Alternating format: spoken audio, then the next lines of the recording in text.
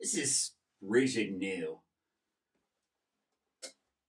This is, well, there's something that happens in between these two. I'm Dan, and welcome to another episode of Dan in Denim. Dan in Denim. My mom would always tell me before buying a pair of 501s, you know these aren't broken in yet. You know you're gonna have to break them in. When I asked why people use Levi's, she explained because they're already broken in. When I get a pair of shrink to fit, she helped me break them in. I love you, Mom. What does it mean to, quote, break in your jeans? Denim and leather are about the only two materials that you need to wear for a certain period of time before they really fit you. I love charts and categorizing data, so the best way I can analyze what happens to a pair of jeans and where the line of breaking them in comes is to show you these 4 factors. And you can decide where you feel comfortable with your jeans along these factors. There's all sorts of variabilities that factor into how long it's going to take you to break in your jeans. From temperature to personal levels of body sweat and how much you move your legs throughout the day. Still, I have a lot of experience in turning rigid 501s into just messy disasters like this. So, let's get to it. First, the stiffness. Now, buying a pair of rigid, you're going to have to deal with the stiffness of how you move. And some people advise to wear them for a good few months before, almost 50 wears, 100 wears, before you do a tub soak or a washing machine.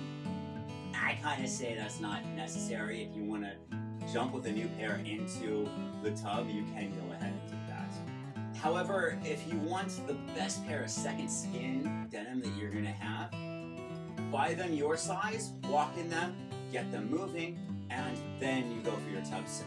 Now you're going to lose coloring whether you soak them or just from sunlight and moving around.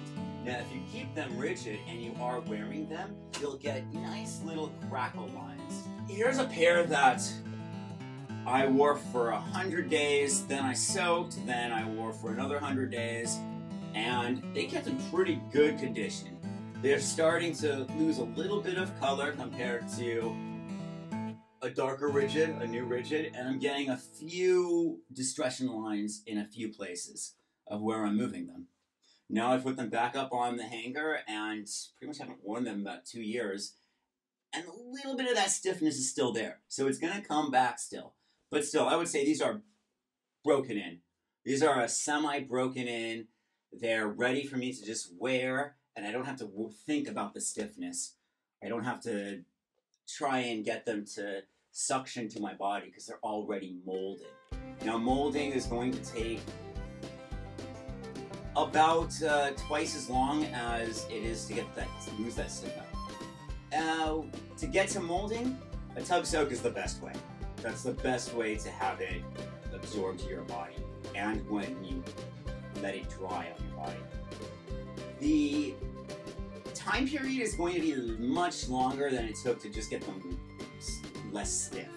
So I'd say if you can rush it, 2 weeks to get rid of the stiffness, and then about 3-4 months to get them molded to your. Number 3, distortion.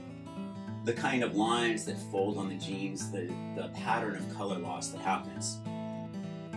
I could do an hour-long video talking about all the different aspects of how to do this and which ways to do it and what looks better.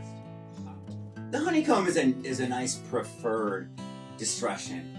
I think that horizontal lines are less attractive than vertical lines. The vertical lines will make you look taller. The horizontal lines, it comes from cuffing up your ankles and not uncuffing them. You could get a crackle pattern by crumpling them up and putting them away, or washing them while tying the legs. lot of things can be said about distressing. That doesn't... I think there's a point that you cross from being broken in to worn in jeans as you distress. Number 4, the holes. Yeah, this happens. And this is what actually made me switch from regular Levi's to Levi's Vintage, is because I was getting sick of, within a year, going from rigid to having a hole in the crotch. Like, they're getting holes before they're even really broken in yet. And I can tell you that whatever you put in your pockets will create that hole. So if you want lines at the bottom of the pockets, put a pack of cigarettes in there. Personally, they're not very attractive holes. Knee holes are desired. That comes from bending down and kind of walking on your knees. Crotch holes, very unfunctional. Even if you want to get away with it, it's just unfunctional. Little distractions around the pockets, any kind of a clip that you put in is going to do that. Breaking in your jeans is really just about making them feel like they're your pair. And that could take a few weeks, that could take a few years. However often you're using your jeans, just know that everything you do to them has an effect. And that's one of the great things. It's the only piece of clothing you can really do that. Even a leather jacket, you get that scraped up and it looks out of place. Denim, you can get stains, you can have rips, fades. Anything that is wabi-sabi, not normal, looks good on jeans. I'd love to hear your feedback about this, so leave it in the comments. Thanks for watching. Give a subscribe if you haven't already. It helps the channel grow. More videos to come. I'm Den. Thanks for watching Den in Denim.